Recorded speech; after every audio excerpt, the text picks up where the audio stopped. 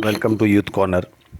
आज मैं बात करूंगा अपने जीवन का लक्ष्य कैसे, क्यों और कितना बड़ा और कितना छोटा चुनें। अक्सर स्टूडेंट्स को लेकर के मेरी चर्चाएं होती हैं। विद्यार्थियों को अपने जीवन में क्या सोचना चाहिए और कितना बड़ा लक्ष्य निर्धारित करना चाहिए। अक्सर 10वीं पास करने के बाद में सब्जेक्ट चूज़ करने का हर्डल उनके सामने आता है और 12वीं पास करने के बाद में अपने ज़िंदगी को, अपने जीवन को, अपनी लाइफ को सेट करने के लिए कौन सी सर्विस में जाने के लिए क्या फील्ड चुना जाए, इसका लक्ष्य, इस तरीके का हर्डल हर विद्यार्थी के सामने आता है। अक्सर 2-3 तरह के विद्यार्थी होते हैं। एक वो विद्यार्थी होते हैं जो सिर्फ पढ़ते रहते हैं, नहीं पता उनको क्या करना है, पढ़ रहे हैं, ग्रेजुएशन हो जाएगी, फर्स्ट ईयर हो गई, हाँ हो गई, सेकंड ईयर हो गई, फाइनल ईयर हो गई, अब क्या करना है देखते हैं। 12वीं पास करने के बाद में उनसे पूछा जाए तो बोलते हैं क्या करना है देखते हैं, अभी 3 साल बाकी हैं, पहले कॉलेज पूरी कर लेते हैं, कॉलेज पूरी करने के बाद में सोचेंगे क्या करना है। और ऐसे लोग अक्सर पिछड़ ही जाते हैं। 99.9% लोग पिछड़ जाते हैं।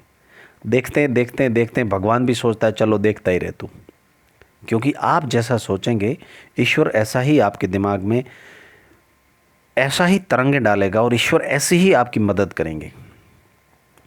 हम जो सोचते हैं वही हमारे साथ में होता है। दूसरे तरीके के विद्यार्थी वो होते हैं जो सिर्फ और सिर्फ मेहनत पे ध्यान देते हैं, पढ़ते जाएंगे, मेहनत और मेहनत। ऐसे विद्यार्थियों का सक्सेस होने का, सफल होने का रेशियो ऑलमोस्ट 90% रहता है। तीसरे तरीके के विद्यार्थी वो होते हैं जिन्होंने अपनी 12वीं पास करी, टक से अपना लक्ष्य निर्धारित किया, गोल सेट उन्होंने इस तरह किया कि मुझे 3 साल दबा के RAS की तैयारी करनी है, या RPS की तैयारी करनी है, या RJS की तैयारी करनी है, पटवारी की तैयारी करनी है, PTET की तैयारी करनी है, जिसकी भी तैयारी उसको करनी है। वो 12वीं पास करने के मीन्स मैं इतना तक कह सकता हूँ कि इस तरीके के जो विद्यार्थी होते हैं वो 12वीं क्लास का जो लास्ट पेपर होता है वो पेपर दे के घर आने के बाद में तुरंत वो अपना अगला लक्ष्य हाथ में लेकर के उसकी तैयारी करना शुरू कर देते हैं। क्योंकि इस तरीके की तैयारियों के लिए आपको समय चाहिए, पढ़ना होगा, पढ़ना पड़ेगा। आप जब 3 साल कॉलेज पूरी करने के बाद में यदि अपना लक्ष्य चुनेंगे तब तो बहुत देर हो चुकी होगी।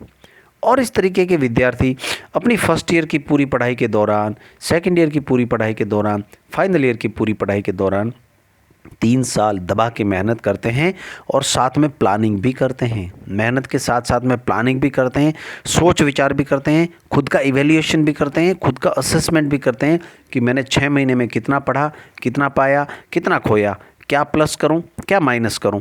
6 महीने का अपना असेसमेंट करने के बाद में विद्यार्थी को खुद को पता चल जाता है कि मैं जिस डायरेक्शन में चल रहा हूं उस डायरेक्शन में मैं उस लेवल की मेहनत कर पा रहा हूं और क्या मैं उसमें सक्सेस हो पाऊंगा। उसकी आत्मा यदि हाँ बोलती है तो वो आगे बढ़ते हैं, उनकी आत्मा कुछ प्लस माइनस करने को बोलती है तो वो अपने असेसमेंट के बेसिस पे प्लस माइनस भी करते हैं।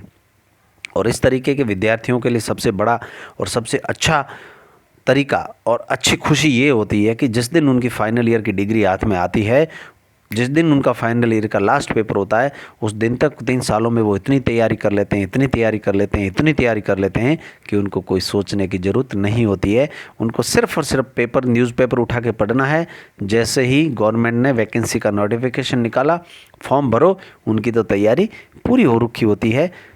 आपने देखा होगा कहीं यंग बच्चे, यंग लड़के लड़कियाँ जस्ट 18 साल, 19 साल, 20 साल के अच्छी पोस्ट पे पहुंच रहे हैं, उनका ये टारगेट होता है। और कुछ आपने देखा होगा सर के बाल झड़ जाते हैं, 35 साल में जा कर के क्लियर करते हैं। वो होते हैं जो पहले सोचते हैं कॉलेज हो जाने दो बाद में सोचेंगे, कॉलेज हो गई, अरे MA हो जाने दो बाद में सोचेंगे, अरे 1 साल रेस्ट करते हैं यार, पढ़ के थक गए हैं, अगले साल से मैं तैयारी शुरू करूँगा। अब उसे करते उधर उनके बच्चे भी 12वीं में आ जाते हैं, तब जा कर के उनकी नौकरी लगती है। आपको तीनों तरीके के विद्यार्थी में से कौन सा रास्ता चुनना है ये आपको ही डिसाइड करना पड़ेगा, मैं नहीं हूँ डिसाइड करने वाला। अब दूसरी बात मैं करता हूँ लक्ष्य सेट करने की, गोल सेट करने की।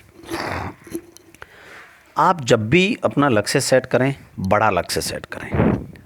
आप बड़ा सोचें, जैसा सोचेंगे वैसा ही होगा। कई बार हम लोगों से पूछते हैं और क्या हाल है, बस बढ़िया है, दाल रोटी चल रही है बस। अरे कुछ अच्छा करो ज़िंदगी में, नहीं ठीक है भगवान दाल रोटी दे दे। भगवान भी सोचता है तथास्तु ले खा तो ज़िंदगी भर दाल रोटी खाता रहे।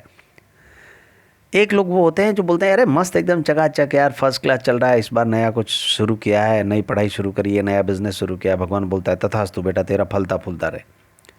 आप जब लक्ष्य सेट करें, आप बड़ा सोचें। सोचने के पैसे नहीं लगते ना। दिमाग किसका है? हमारा। मन किसका है? हमारा। आत्मा किसकी? हमारी। और मैं बता रहा हूँ जीवन के अंदर हर चीज़ पे किसी न किसी का कंट्रोल है।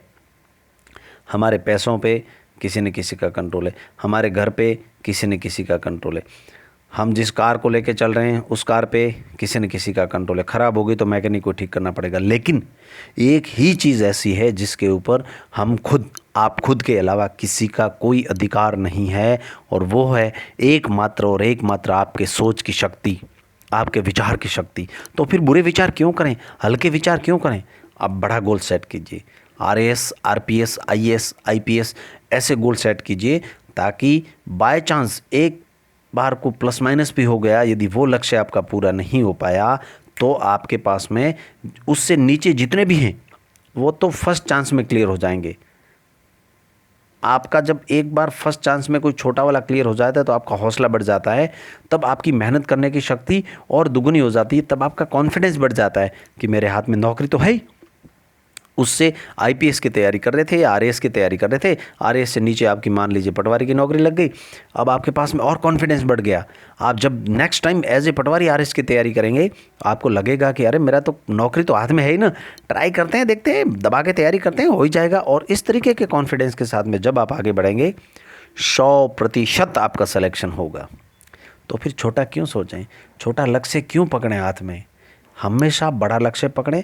बड़ा लक्ष्य निर्धारित करना ही नहीं, लक्ष्य बड़ा लेकर के तैयारी छोटे की करेंगे फिर भी पिछड़ जाएंगे।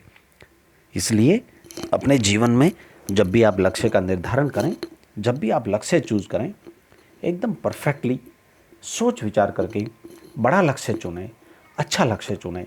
ईश्वर आपकी मदद करेगा। जितनी आप खुद की मदद करेंगे, जितना आप खुद के बारे में अच्छा सोचेंगे, ईश्वर उसमें 28% जीएसटी लगा करके आपके लिए अच्छा सोचता है। इतना आप ध्यान रखना। जय हिंद, जय भारत, वंदे मातरम।